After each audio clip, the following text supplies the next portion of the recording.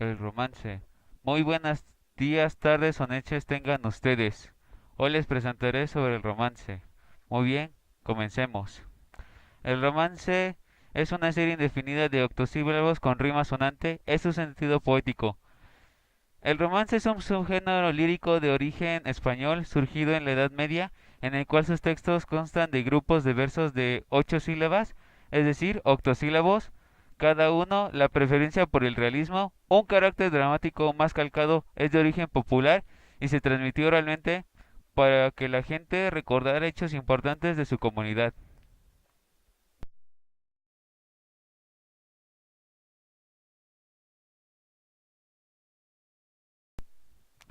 El romance es una serie indefinida, de tal suerte el romance pasó a entregar una tirada de versos asonantes en las líneas pares, ejemplo de forma primitiva.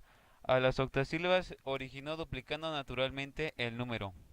Las diversas lenguas romances o románicas proceden, como es bien sabido, del latín hablado cotidiano en ciertas zonas del Imperio Romano, fundamentalmente en el área mediterráneo, a saber, la península ibérica, Francia, Italia, Rumania, y algunos pequeños puntos de la actual Suiza próximos a Italia.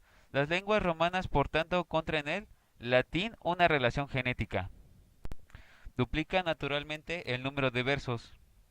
El romance se narra, se cuenta algo así, recuerdos, sueños, etcétera, del poeta, y el cuento se hace entonces canto. Pero además en los romances, como en la epopeya, frecuentemente la narración cede a paso a la palabra, al discurso de los personajes. El cuento se transformará en acción o en drama. A continuación presentaremos las características del romance. El estilo de este tipo de textos poéticos se ve caracterizado por la preferencia por el realismo, un carácter dramático más calcado, el uso de ciertas expresiones como las repeticiones, el epíteto y la exclamación. En los primeros romances se recurría a la paracoge, que significa agregar un fonema a un vocablo, para obtener la rima y no posee una división a través de estrofas, mientras que los más actuales ya se agrupan en estrofas con 4 versos cada una.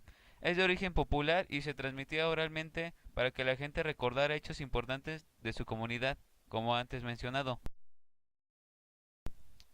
La métrica tradicional, octosílabo y decasílabo, seguía siendo la preferida para los poetas castellanos, quienes en el aspecto temático no habían logrado captar con fidelidad el verdadero sentir y pensar de los italianos.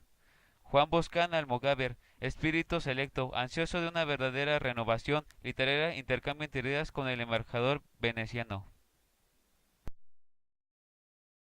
La fragmentación lingüística de la Romania, esto es, la pérdida de la inteligibilidad mutua entre los diferentes dialectos del latín, los que posteriormente dieron lugar a las diversas lenguas romances. Sin embargo, un hecho al parecer relativamente reciente que suele reiterarse entre los siglos IV y VI, coincidiendo grosso modo con la caída del Imperio Romano de Occidente a finales del siglo V, año 476.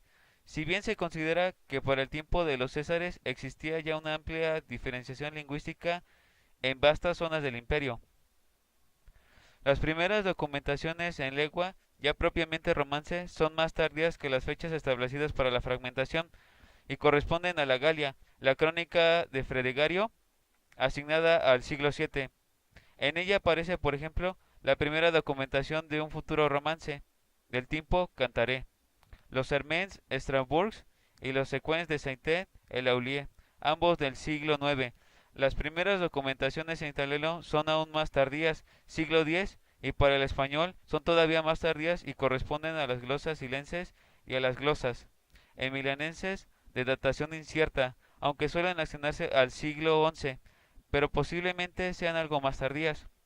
Cuando se habla de primeras documentaciones en lengua romance, no debe pensarse en textos escritos íntegramente en romance, sino en textos esencialmente latinos de carácter jurídico, por lo regular que contienen palabras intercaladas, romances que explican, glosan palabras latinas, en el caso de las glosas o en pequeñas frases, muchas veces a manera de paráfrasis dentro de un texto.